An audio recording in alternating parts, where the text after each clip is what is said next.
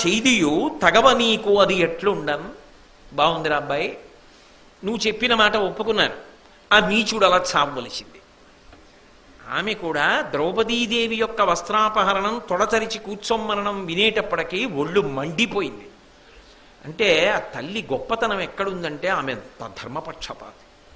కాబట్టి నువ్వు దుర్యోధనుడిని చంపడం దోషం కాదు, కానీ మళ్ళీ ఇంకొక ప్రతిపాదన తీసుకొస్తూ అంది, వైరని చంపుదురుగాక వ్రచ్చి నెత్తురెత్తుకొని క్రోలు క్రూరాత్ములెచటనైన ఎన్నడేనియు కలిగిలే ఈవు తక్క అది వృకోదర వృక విధమసురభంగి.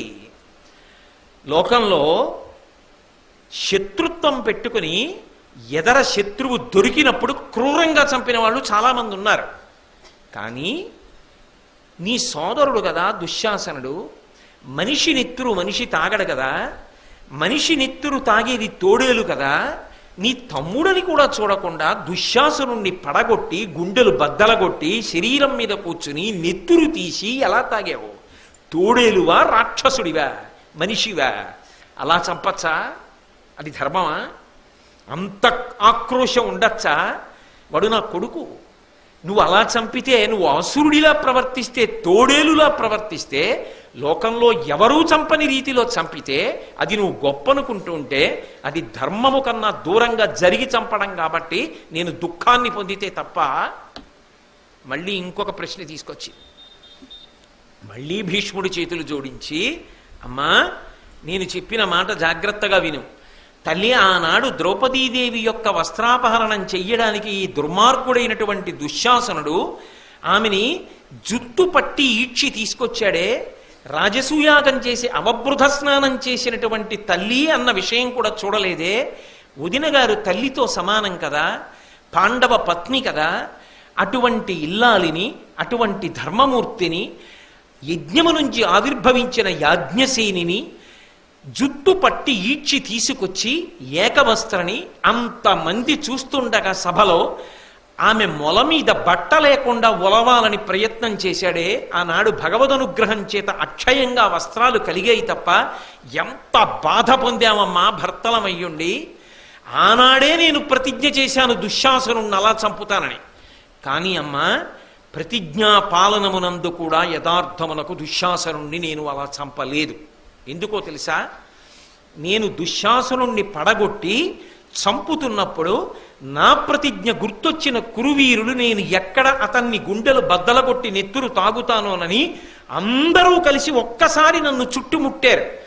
వాళ్ళందరూ భయపడేటట్టుగా చేయడానికి వక్షస్థలాన్ని భేదించి నెత్తురు తీసి నోటి దగ్గర పెట్టుకున్నట్లు నటించాను తప్ప నెత్తురు తాగలేదమ్మా. మనిషినా మృగాన్న రాక్షసున్నా అమ్మా? అందున సోదరుడి యొక్క నెత్తురు తాగుతానా అమ్మా? ఎలా నమ్మావమ్మా ఈ మాటలు? నేను అటువంటి తప్పు చేసిన వాడను కాదమ్మా, ప్రతిజ్ఞ నెరవేర్చుకున్నానంతే. నన్ను నేను రక్షించుకోవడానికి ఆ క్రౌర్యాన్ని నటించి ఆవిష్కరించానంతే. నేను క్రుద్ధమూర్తినై చేసిన తప్పు కాదమ్మా అది. నీవు చెప్పినట్లు నేను అలా చేసిన వాడను కాను. తల్లి నన్ను మన్నించు. వెంటనే ఆమె సంతోషించింది. మంచిది, అయితే నువ్వు చెప్పినటువంటి మాట వింటాను. కానీ మళ్ళీ ఇంకొక ప్రశ్న తెచ్చింది. అంటే మీకేమర్థమవుతోంది దీన్ని పెట్టి? ఏదైనా తట్టుకోగలిగింది కానీ జీవితంలో పుత్రమరణాన్ని తట్టుకోలేకపోయింది. అక్కడ మాత్రం తల్లితనం బేలతనం పైకొచ్చింది. ఒక అమ్మగా ఒకడు కాదు 100 మరణించారు, నా కొడుకన్నవాడు మిగలలేదు. అక్కడ బాధని ఆవిడ ఆపుకోలేక ఒకటి మీద ఒకటి నేను మిమ్మల్ని శపించవచ్చనడానికి కారణాలు చూపించే ప్రయత్నం చేస్తోంది. అందుకునంది, అందులకు నూతకోలగానకట ఒకరినైన నిలుపక 100 అదయ వృత్తి మృంగితివి అందెవ్వడేనియు నీకు ఎగ్గులాచరింపని వాడు లేడయ్యనయ్యా. 100 చంపేశావే, ఒక్కడు నీకు తప్పు చేయనివాడు లేడా? పోని 100 తప్పులు చేశారయ్యా. అప్పుడు ఈ పెద్ద తల్లి గుర్తు రాలేదా? పెద్దనాన్న గుర్తు రాలేదా? అంధుడు మా పెద్దనాన్న, కళ్ళకి పట్టం కట్టుకున్నది మా పెద్దమ్మ. ఒక్క కొడుకు లేకపోతే వాళ్ళ బతుకు ఎలా? చేయూత లేకుండా ఎలా బ్రతుకుతారు అని మేము జ్ఞాపకం రాలేదా? 100 చంపేయాలా? అలా చంపితే కానీ నీ కసి తీరదా? 100 ఎందుకు చంపావు అని మళ్ళీ ధర్మరాజు గారు గుర్తొచ్చారు. ఆయనకి కదూ శాపం ఇవ్వాలనుకుంది పెద్దవాడని, ఏడా మహారాజు అని. ఎందుకని? గెలిచి రాజయ్యాడు కదూ, అందుకని ఎత్తి పొడిచింది ఏడా మహారాజు అనగానే ధర్మరాజు గారు గబగబా ముందుకొచ్చి అమ్మా, అంతఃపురంలో ఉండేటటువంటి అనేక మంది దాసదాసీ జనం చేత నీ పాదములకు నమస్కరించాలని వచ్చేటటువంటి అనేక మంది సామంతరాజుల యొక్క భార్యల చేత నమస్కరింపబడిన కారణం చేత రాగరంజితములై అరుణరాగములతో ప్రకాశించేటటువంటి నీ పాదపద్మములకు పాండవులలో పెద్దవాడైన ధర్మరాజు శిరస్సు ఉంచి నమస్కరిస్తున్నాడమ్మా. అమ్మా, నేను ధర్మరాజుని, కానీ తల్లి నేను నీతో ఒక యథార్థాన్ని మనవి చేస్తున్నాను. అమ్మా, నేను నీ చేత శపింపబడడానికి పరిపూర్ణమైనటువంటి యోగ్యత కలిగిన వాణ్ణి, కఠిన చిత్తుణ్ణి. నిజంగానే నీ 100 కొడుకులను చంపినవాణ్ణి. నీ 100 కొడుకులు ఏమిటమ్మా? భీష్మ ద్రోణాది వీరులందరూ నా వల్లనే మరణించారు. నేను రాజ్యం కోసం యుద్ధం చేసి ఉండకపోతే వాళ్ళందరూ ఇలా మరణించి ఉండేవారు కాదు. అమ్మా, నీ చేత శాపం పొందడానికి నేను పరిపూర్ణమైనటువంటి అర్హత పొందినవాడిని. కాబట్టి యథేచ్ఛగా ఈ క్షణంలో నేను మరణించేటట్టుగా నాకు శాపం హక్కుని విడిచిపెట్టమ్మా అని వంగి నమస్కరించాడు. ఈ మాట అనగానే ఇంత శపించాలనుకున్నటువంటి గాంధారి కూడా శపించలేకపోయింది. ఇది ఎలా ఉంటుందంటే, అమ్మ ఒరే బొమ్మల గూడు తీయద్దు, మీ నాన్నగారు ఎక్కడెక్కడి నుంచో ఖరీదైన బొమ్మలు తెచ్చి అందులో పెట్టారు, ఆయనకి బొమ్మలంటే ప్రాణం. నువ్వు అస్తమానం ఆ బొమ్మలు తీసి ఆడుతున్నావు. ఒక్కసారి చేయి జారిపోతే మన ఊళ్ళో సంతలో తెచ్చే బొమ్మలు కావవి, ఎక్కడెక్కడో దూరదేశాల నుంచి ఆయన తెచ్చుకున్న బొమ్మలు. ఆయన నన్ను దెబ్బలాడతారు, నువ్వు చూడలేదా పిల్లాడినని, నిన్ను దెబ్బలాడతారు. అందుకని బొమ్మ తోడికి వెళ్ళవద్దు అని పిల్లవాడికి 10 మాటలు చెప్పింది. వంట చేసుకుంటోంది, అమ్మ వంట చేసుకుంటుంది కదా, బొమ్మ చేయి జారదలే అని వాడు గూడు తీసి బొమ్మ తీశాడు. అది చేయి జారి కంగున కిందపడి పగిలి ముక్కలైపోయింది. అమ్మ గబగబా వచ్చింది. ఇప్పుడు అమ్మ మళ్ళీ ఎంత తలుగుతుందో వాడికి తెలుసు.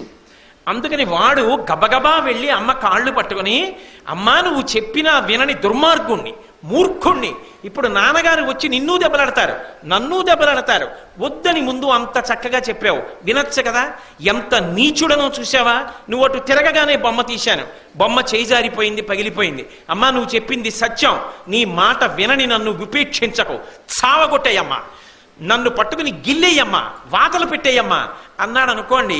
ఇంత కొడదాం అనుకున్న అమ్మ బేలైపోయి ముందు వాడే చెప్పేస్తుంటే ఏం చేస్తుంది? ఊరుకుని, ఎందుకురా ఇలాంటి పనులు చేస్తావు, మరి ఇన్ని తెలిసి ఉండి నాన్నగారికి చెప్తాను ఇంకెప్పుడు ముట్టుకోకే అని ఊరుకుంటుంది. అలా శపిద్దామనుకున్న గాంధారి దగ్గరికి ముందే ధర్మరాజు గారు వచ్చి, అమ్మా నువ్వు నన్ను శపించేయి, నేనేనమ్మా యుద్ధం చేయించింది, నేనేనమ్మా ఇంతమందిని చంపేసింది, నీ మనసులో ఉన్నదే కదా, కాబట్టి నన్ను శపించి చంపేయి అంటే ఆవిడ ఏమీ అనలేక